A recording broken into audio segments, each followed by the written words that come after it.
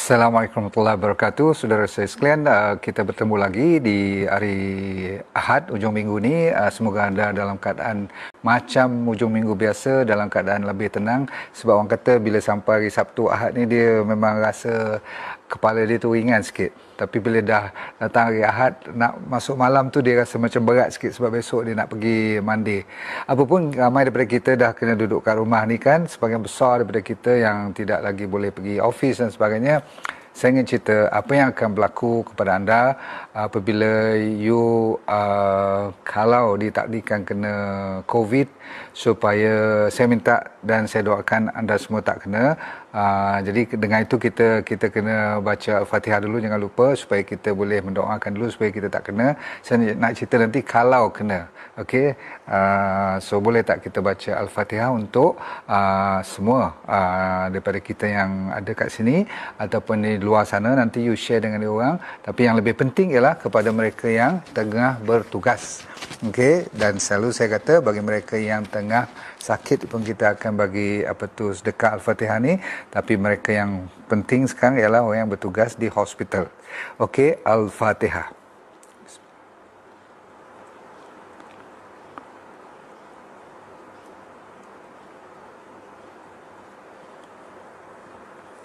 Amin, amin. Alhamdulillah, kita masih lagi boleh bernafas. Dan diberi Allah untuk mendengar sedikit apa berlakunya diary COVID-19. Maksudnya saya akan cerita kat you setiap hari apa yang berlaku pada orang yang kena ni, apa perasaan dia, apa dia punya sakit dia.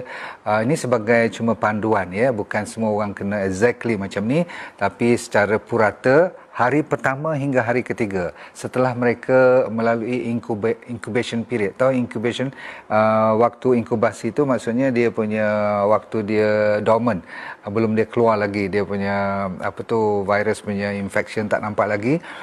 Bila you dah mula terdedah kepada COVID virus ni, antara 2 hari hingga 14 hari dia boleh keluar bila-bila masa pun, petunjuk yang saya nak cerita nanti. Boleh ambil nota tak? Supaya you boleh check list ni kepada family you. Okey, bila orang tanya you ni, I kena ke macam mana ni? I risaulah. So you boleh tak tengok apa yang saya nak cerita ni. So kenapa 2 hingga 14 hari? Masa itulah masa dia macam nak beranak lagi. Kalau you immunity kuat, you boleh lawan, dia langsung tak keluar. Itu yang dipanggil orang yang asymptomatic, tahu tak? Orang yang tak kena sebarang gejala tapi dia sebenarnya dah dijangkiti COVID. Kan you tahu kan, ramai orang yang dijangkiti COVID tidak membawa sebarang gejala, tak nampak demam, tak nampak batuk, tapi dia tu boleh berjangkit dengan orang lain pula nanti. Okey. Jadi bila you kena hari pertama hingga ketiga, bila virus tu dah mula keluar, dia punya nampaknya, terampilannya tu dah keluar, dia selalunya lebih kurang macam you kena flu. Okey, ini ringan, okey. Dan selalunya you ada sikit je sakit-sakit tekak, you rasa macam tak sedap lah tekak air ni kan. Lepas tu you pergi cari air garam ke, pergi minum air panas ke apa tu. Kadang-kadang you lega terus. So kalau macam tu, yes, you mungkin ada COVID tapi you tidak ada masalah besar. Okey, you boleh keluar daripada attack dia tu. Dan selalunya masa ni pun orang tak ada fever pun. Okey, lagi you tak suspect apa-apa. Okey, itu satu. Antara hari pertama hingga hari ketiga. Ikut saya ya. Hari keempat dia dah mula. Kalau dia tak baik juga, maksudnya immunity, daya tahan badan you tak kebal lagi dah, maka dia dah mula attack you punya throat dulu, kerongkong. You dah mula rasa sakit. Tadi rasa-rasa tak sedap, macam tak selesa kan. Yang ni rasa sakit. Dan you punya suara pun bila you bercakap, dia panggil macam rasa sakit je bila nak bercakap tu. Okey. Dan you ambil you punya temperature masih lagi tidak begitu tinggi, dalam 36.5, 36.7. You rasa macam demam, tapi you ambil temperature tak adalah tinggi sampai atas pada 37 degree. Okey. Ni hari keempat ya. Dan juga masa tu you mungkin dah kurang selera. Kalau ada berlaku ciri-ciri ini, you kena berhati-hati. Sebab apa?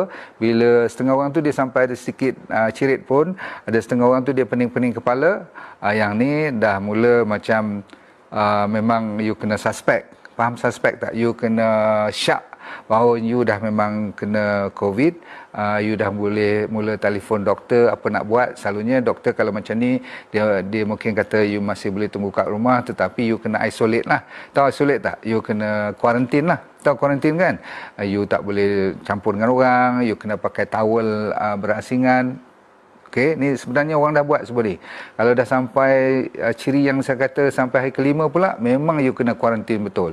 You punya teruk tu sakit lebih teruk daripada hari yang keempat, dan you punya sakit bila bercakap sampai malas nak bercakap. Yang tu pula temperature naik 37 hingga 38, memang you kena isolate terus. Maksudnya kena kuarantin kat rumah sambil you telefon doktor. Sebab you kena tanya dia apa nak buat sekarang dan sebagainya. Selalunya kalau dia suspek you memang betul serius, dia akan hantar ambulans ke ataupun dia suruh you pergi sendiri. Semua-semua tu you kena tahu hospital mana nak pergi, jangan terus langgar aja, okey. Tapi kat rumah tu yang penting you kena duduk bilik asing, you kena pakai mandi tempat kalau boleh, kalau ada bilik sendiri lagi bagus. Kalau tak ada, you tak boleh share towel-towel semua, tak boleh. You kena betul-betul 6 kaki jauh daripada siapa yang ada dalam rumah tu. Sebab you dah duduk satu rumah kan. Daripada sekarang tak boleh orang rapat pun. You kena pakai mask, dia orang pun kena pakai mask. Okey, kalau berdepan dengan you langsung tak boleh 2 meter, okey, dekatnya. Lepas tu you punya mangkuk, pinggan, cawan semua tu kena you punya special saja. Maksudnya you kena bubur mark, faham tak? You kena bubur tanda lah, kata ni ni abang punya, okey, orang lain tak boleh kacau. Okey, so make sure you letak kat situ, dan you jangan bagi dengan tangan. You letak kat depan pintu bilik dia tu. Macam orang duk tengok kat TV, you tengok kan macam mana dia orang bagi kan. So lepas tu basuh tangan elok-elok, you kena basuh gila-gila. Okey, dan dia pun kena basuh tangan jugalah. Pas makan semua tu, bila you ambil balik piring, pinggan semua tu, you kena asingkan. You lepas basuh semua betul-betul pakai sabun semua, tangan you basuh lagi sekali. Okey, baik. Dan you kena rest, okey, tak boleh nak kejar-kejar, nak buat kerja, nak fikir banyak-banyak masa tu, dan pastikan air mencukupi. Air nombor satu, dan selalu saya kata jangan lupa bawa mana-mana pun masa tu. Kalau tak percaya pun kena ikut saya. Pasal apa? Garam masa tu mainkan peranan. Bukan garam tu memperbaiki ataupun merawat COVID, tak. Tapi untuk you menghidrasikan badan you dengan lebih cantik. Semoga air tu tak terus masuk keluar. Dia ada sempat untuk berhenti sekejap, sebab garam yang baik ni dia ada cara untuk mengimbangkan you punya hydration. Hydration adalah dasar untuk memperkuatkan immunity. So jangan melawak. Bila saya kata hydration, mesti lebih daripada 2-3 liter sehari. Okey, biar terkencing-kencing tak apa.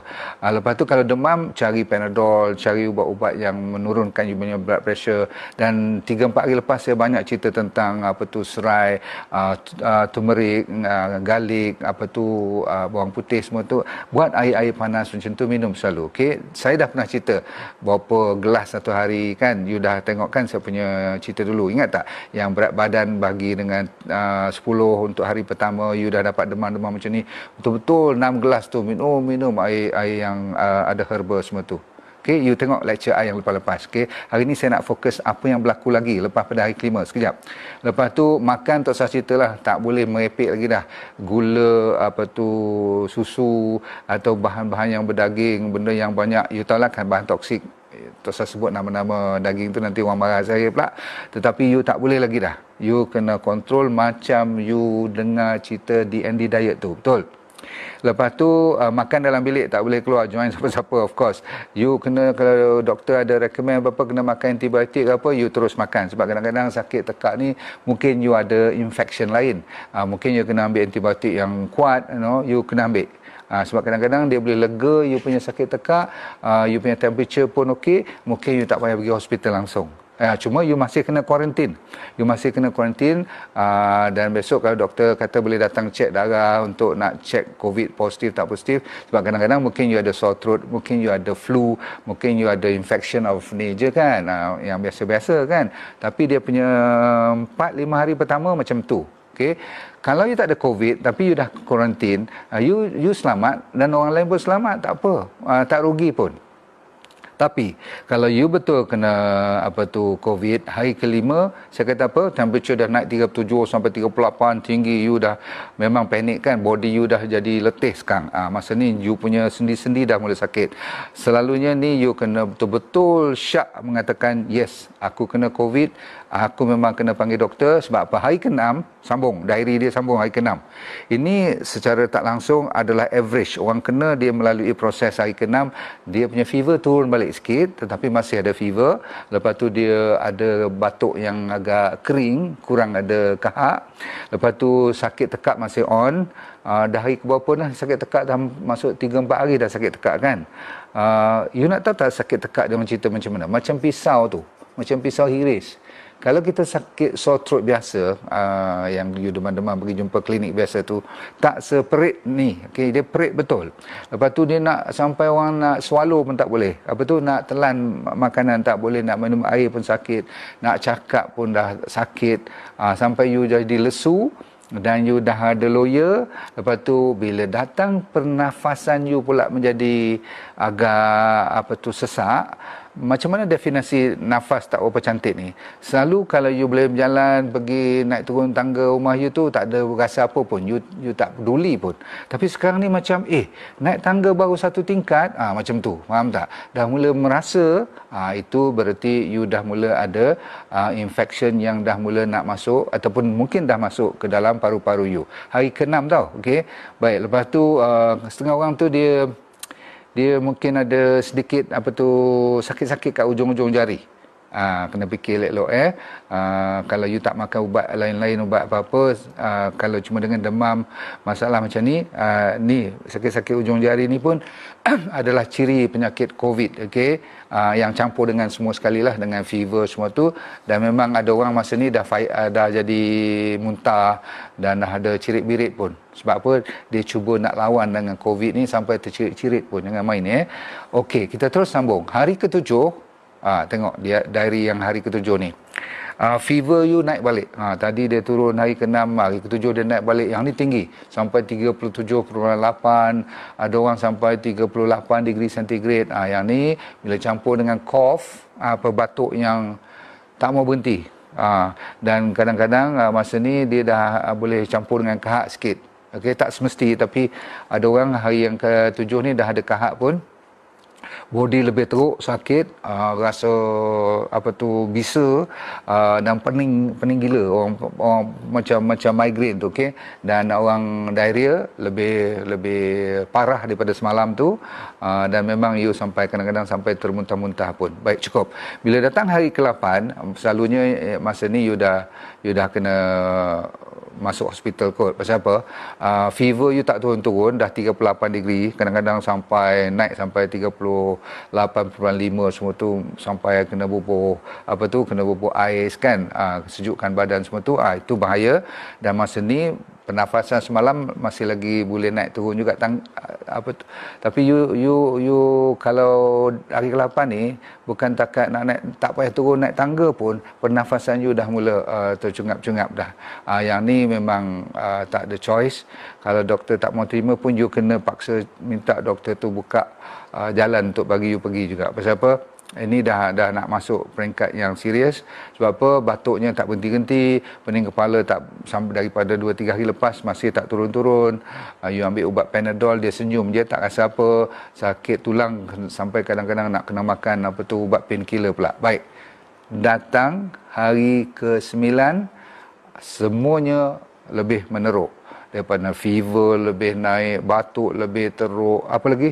Pernafasan sampai dah tak boleh nafas kadang-kadang. Yang ni selalunya you dah lama dah, patutnya dah kat hospital dah kan. Tapi saya cuma nak cerita macam mana orang merasakan bila dah sampai macam tu, dan doktor pun dah kenal pasti, dah check 2-3 hari sebelum ni dah check kan, kata you dah ada COVID semua tu. Dia dah sediakan ICU. Sebab apa? You mau tak mau pun kena pakai oksigen. Sebab masa tu you punya oksigen punya concentration dalam paru-paru you dah menurun daripada 99%. Dia kalau kita punya ni sepatutnya oksigen all the time 100%, 99%.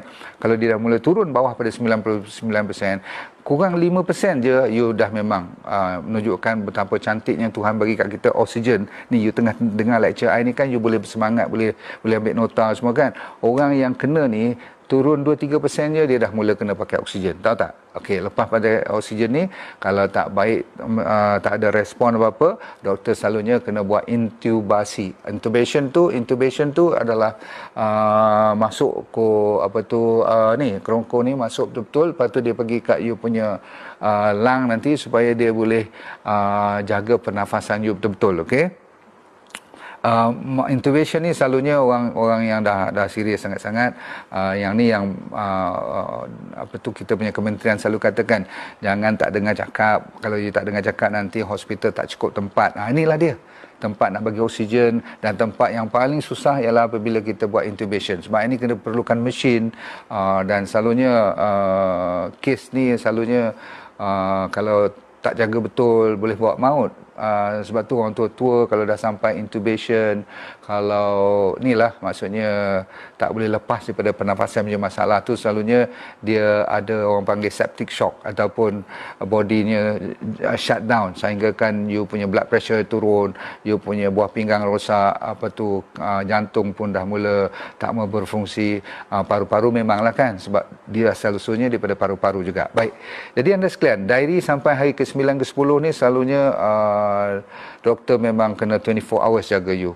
Okey, jadi yang selalunya bila dia dah baik lepas mungkin 7-8 hari kemudian, lepas tu doktor check lagi sekali, bila dia dah lega check lagi 3 hari kan, baru confirm 2 kali negatif, baru dia nak discharge you.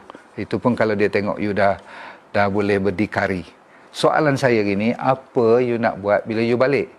Ini yang orang yang dah lepas melalui lemasnya, dia rasa sampai dada dia tu macam selalu tenggelam dalam air. Masa dia sakit dulu, bayangkan tak boleh nafas tu, lepas seminggu kalau dia lega, dia punya rasa alhamdulillah tu, dia punya seronok kan, dia syukur, tetapi dia dalam keadaan letih lagi, dan family pun bersyukur, dan doktor tak boleh simpan dia lama-lama kan di hospital, sebab dia dah boleh berjalan balik, dah boleh makan sikit, dia balik. Saya nak tanya you, sama ada you lepas COVID ataupun sebelum you kena COVID, yang paling penting ialah dua-dua masa ni, masa sebelum, pre dan post selepas you kena, you yang paling penting ialah doktor tak sempat nak jaga you, dan tak boleh ada masa nak advise you pun. So maka you kena dengar kalau boleh apa yang saya cerita ni, sebab bukan nak mengada-ngada, sebab kita kena cari jalan yang masuk akal.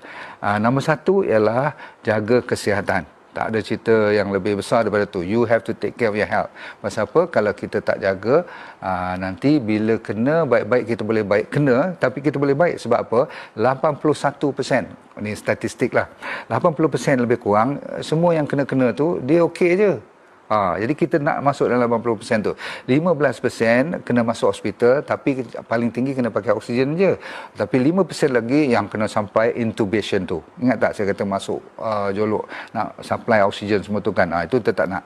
So jadi kita yang 80-90% yang ramai-ramai ni boleh baik balik semua ni sebagainya tu, kita kena jaga diri melalui beberapa perkara. Nombor satu ialah makanan, nombor dua ialah minuman, nombor tiga ialah matahari, nombor empat ialah tidur yang mencukupi. Itu yang air tu adalah dasarnya. So yang lain daripada tu ialah kita kena betul-betul fokus untuk kuatkan balik imun kita, mencepatkan proses kita lega supaya kita boleh berjalan, bernafas seperti sedia kala, dan boleh berfungsi seperti sedia kala. Baik. So apa yang saya buat untuk diri saya, sebab saya pun dah berumur 66 tahun. Memang kita kena berhati-hati bila umur atas pada 60-an. Betul tak? Ramai yang bawa maut di hospital.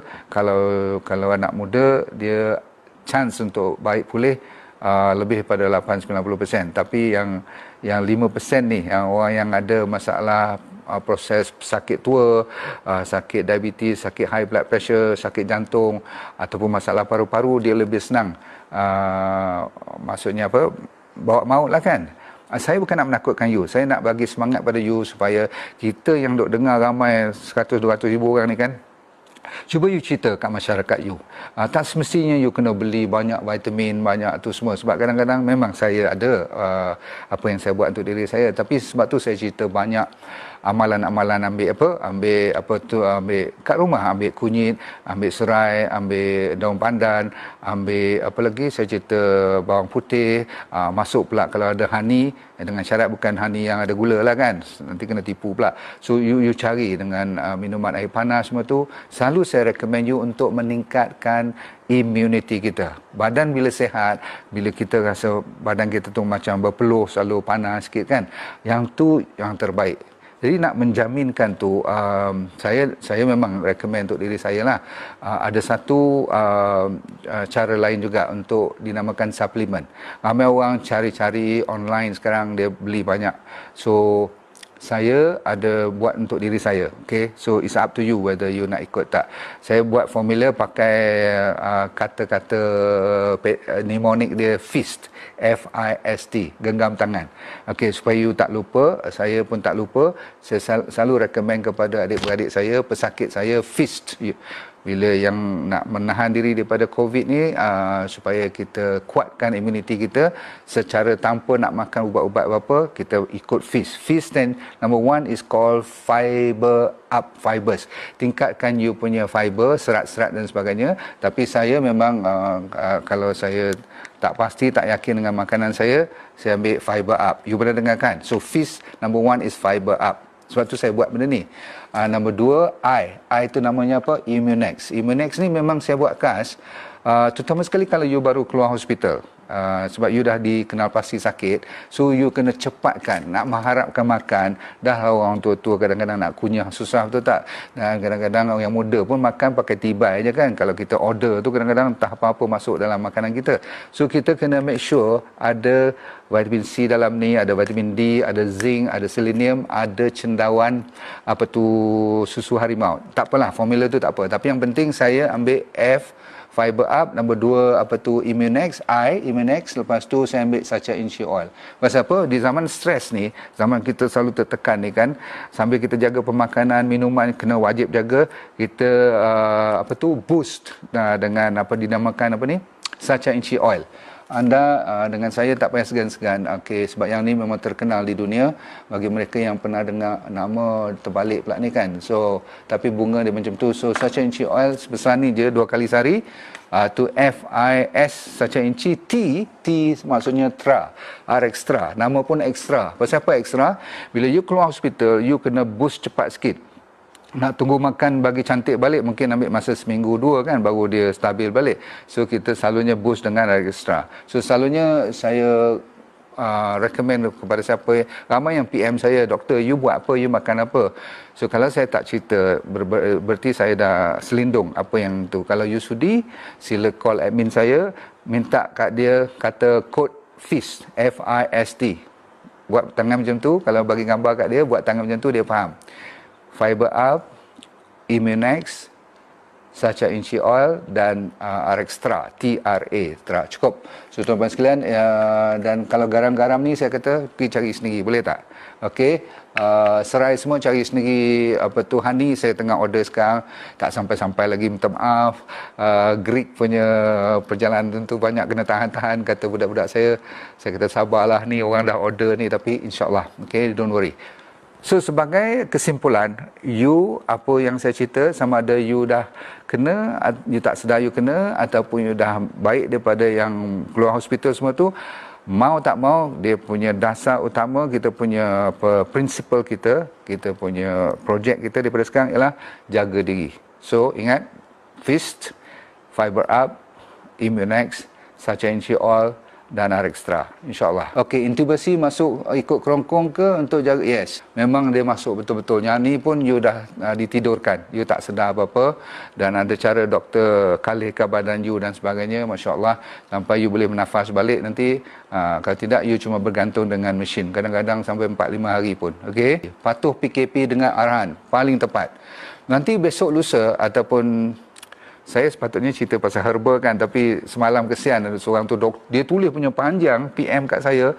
Dia kata, "Doktor, please, I know you are busy bla bla bla." Lepas tu dia kata, "Doktor, tolong cerita bapa saya baru keluar daripada hospital kena COVID." So apa saya nak bagi kat dia, macam mana nak tu semua. Ni saya cerita kat you supaya memudahkan nak fikir, kadang-kadang nak cari makan susah semua kan. Saya bagi fish tu, saya kebetulan Tuhan dah bagi rezeki ilmu, saya share dengan you. Cukup ya. Tak payah nak pergi ke sana ke sini lagi dah. Seram yang kena infection. Seram lah bila dengar saya cerita ni kan. Saya pun seram. You ingat yang cerita ni, saya lagilah seram. Pasal apa?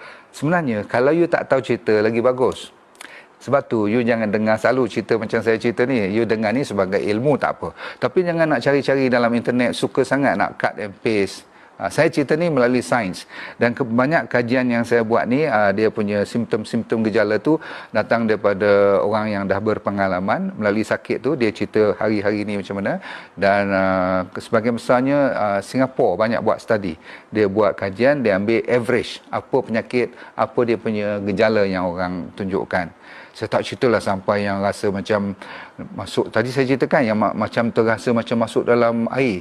You rasa you apa di dalam air, tak boleh nafas. Macam mana? Lemas tapi hidup. Wallahu akbar. Saya bila dengar tu, kadang-kadang bila saya cerita dengan you all ni, kadang-kadang saya rasa, aku ni sakit tekak lah ni. Saya cepat-cepat minum air. Kalau malam nanti rasa lega, alhamdulillah. Takut. Tapi takut yang berpada-pada. Jangan sampai you panik, okey? Sebab tu saya lama tak cerita pasal cerita takut-takut ni. Mungkin besok saya tukarlah topik lain kan. Tapi jangan lupa pada fish ya, sebab saya amalkan fish. Saya mengharapkan anda mendapat manfaat. Sekali lagi jangan lupa Fiber Up, this is the best untuk jaga bakteria yang terbaik. Ini adalah Immunex, supaya you tak gaduh dengan vitamin apa lagi dah.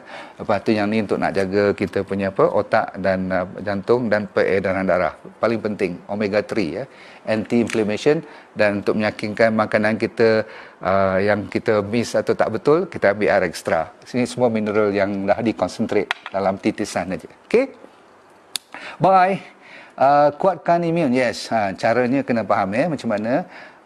Jangan lupalah tidur matahari, istirahat, enjoy sikit, minda you jangan panik semua tu. Itu kena belajarlah. Alhamdulillah saya nampak macam kuat, tak ada kelemahan banyak dalam badan saya.